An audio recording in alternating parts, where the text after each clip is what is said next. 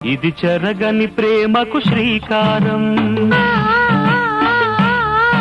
ఇది మమతల మేడకు ప్రాకారం,